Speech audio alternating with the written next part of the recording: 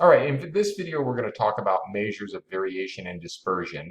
This will help us understand how data is distributed around a measure of central tendency, like an average. Is there a lot of variation, in which case there's really high values and really low values, or is there limited variation, where there's not that much deviation from the average? An example of this would be with the bell curve. Now, the bell curve shows us how a distribution looks around a particular average. So let's say this is the average, and each one of these bell curves, this one and this one, represent a particular data set. You'll notice that this data set here is very limited in its variation around the mean, right? You have the mean here, and you have some values that are above that and some values that are below that, but it's not very broad. Whereas this distribution here has the same mean, okay, same central tendency, but you actually have data points that are up here really high and data points that are really low, so much broader variation. Perhaps this data set here is human temperature, right? You have the average temperature, but then some people run higher than that and some people run lower than that. But there isn't a lot of variation of human temperature in the population. On the other hand, if you look at human weight, weight may look more like this distribution, where you have people that are very heavy on one end, well above the average, and you have people that are very skinny on the other end, well below the average. So depending upon the data, you'll get different extent of variation. And we have to measure that variation. And we do that in 4 ways: the range, the variance, the standard deviation, and the coefficient of variation. Let's start with the range. The range is the simplest variation measurement. And it's simple because you only need 2 data points: the highest value, largest value, and the lowest value, smallest value. So in this data set here, we would take the highest value, which is this one here, 14, and we would subtract the lowest value, 1, and we would get a range of 13. The issue with the range is it ignores the way data is distributed. These 2 data sets are distributed very differently, yet they have the same range. The high value for each is 12, right? And the low value for each is 7. But you'll notice that this data set here has a lot more on the high end than this data set here. We would say this data set here has more variation than this one here, but the range doesn't reflect that. Now, the other issue with the range is that it's very sensitive to outliers. So if you look at these 2 data sets here, they're identical up to the last point. The highest value for this one is 5. The highest value for this one is 120. And what happens is this outlier here ends up creating a very high range. Because remember, we only look at the highest minus the lowest value. And that makes it look like these 2 data sets are very different. But they really aren't. It's just the outlier, the one data point here on the high end that's creating the illusion of a lot more variation here than here. Okay? So the range is simplistic, and that's its benefit. It can be calculated quickly to compare data sets. But it does have these disadvantages, which means more often than not, we don't use the range in research. The next measure of variation is going to be the variance. And this is used quite frequently. When we calculate the variance, we have to be aware of whether we're calculating it for a population or for a sample, because the formulas differ slightly.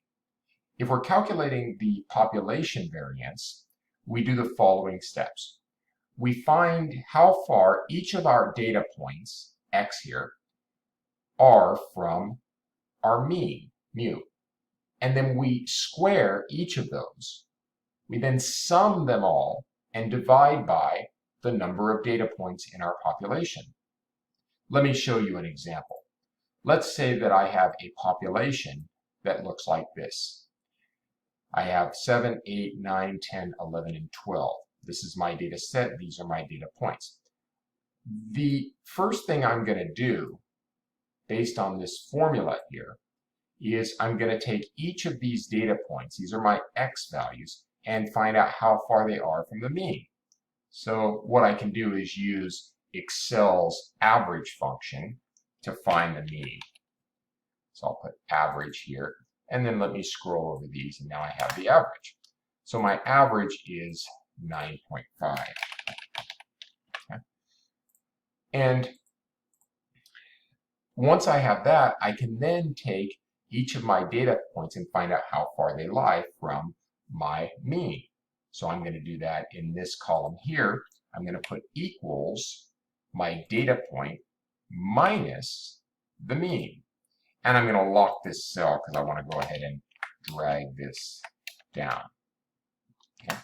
So for example, 7 is 2.5 less than the mean.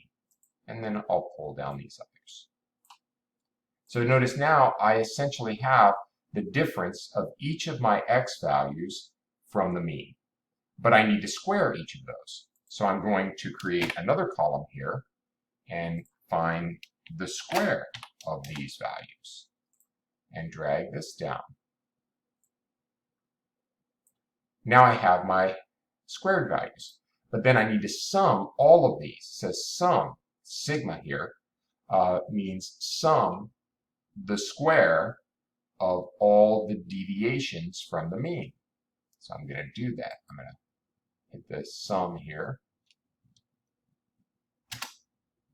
And I get 17.5. And then I need to take that and divide it by n. Well, I have 1, 2, 3, 4, 5, 6 data points. So I say equals this 17.5 divided by the number, which is 6. And I get 2.91.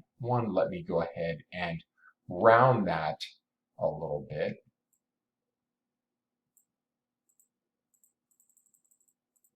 There we go. Okay, so I get 2.92. That is the population variance for this data. I can even verify that. Okay, I'm going to put, I'll put here the population variance, and I'll calculate it here. Equals variance. And notice how it says .p, that means population. I'm going to scroll over my data. So now I'm using Excel's formula to calculate it. And you will notice I get exactly the same value. There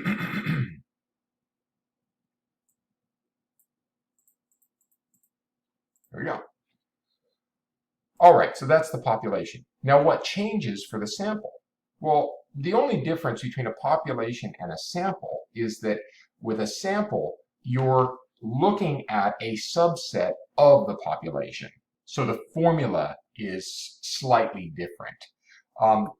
Don't be confused by the lettering. Sometimes we use Greek symbols, sometimes we use English symbols. When we're dealing with the population variance, this is the way we title it. This is the symbol we use. This is sigma squared, okay?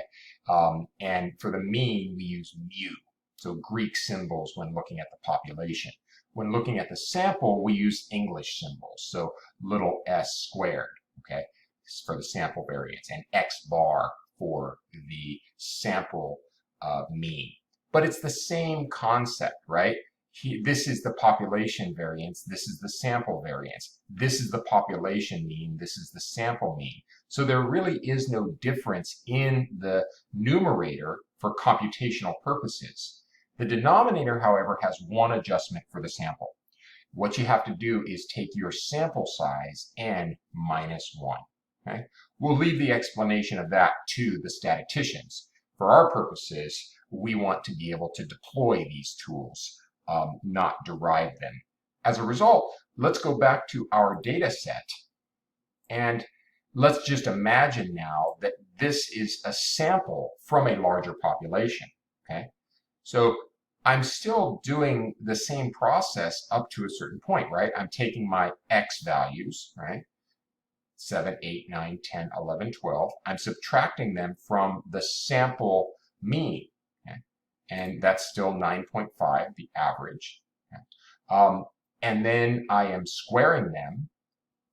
I'm sorry, I found the differences here, right, from the mean.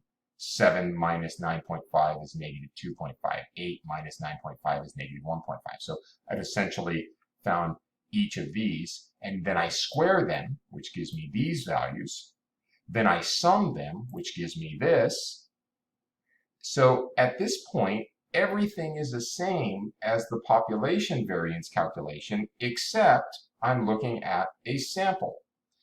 Where we make the adjustment, though, is with our denominator. Here, we took the sum of squared deviations from the mean and divided it by n. But because we have a sample, we actually want to divide by n minus 1. So we're going to recalculate this, and instead of 6, we're going to put 5. And you get 3.5. Okay? And let's see if that works. Let's go back to our Excel computation, and we used variance population, but let's use variance sample.s and see what happens. And you get 3.5. Okay, so whether we use Excel's computation, var.s, and scroll over our data, or we use our own manual computations, okay, we get the same result.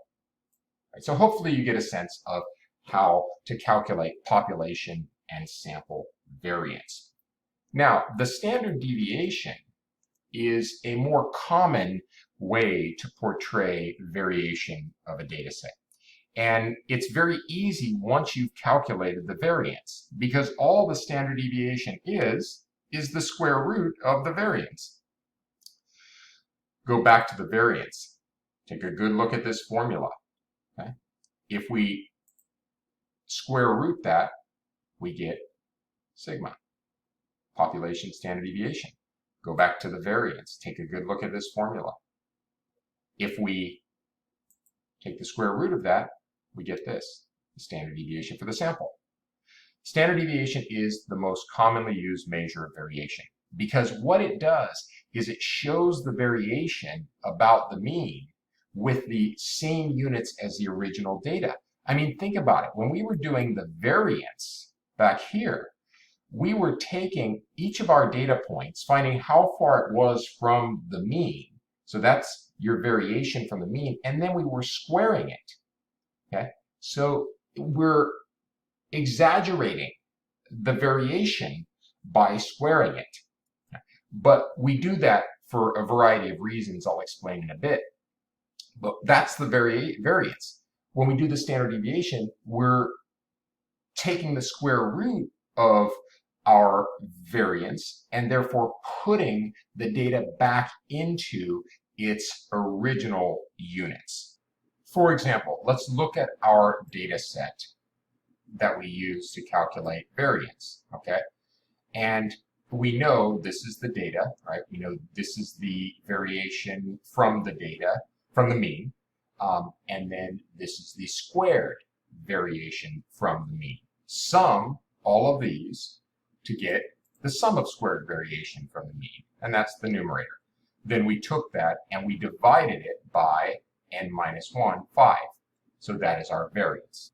And of course, this should say sample variance because we did change it to a sample rather than a population. So 3.5 was the sample variance. Now, if we want the sample standard deviation, then all we have to do is find the square root of the sample variance. We can click on this, we'll take it to the 0.5 power, and we get, let's definitely round that, 1.87. We could also use Excel's function. We could say they have a standard deviation for a sample or for a population, but we're doing a sample here. And we can just scroll over our data, and you should get the exact same number, 1.87. And the variance is the average variation of the data squared whereas the standard deviation is the average variation of the data. That's it.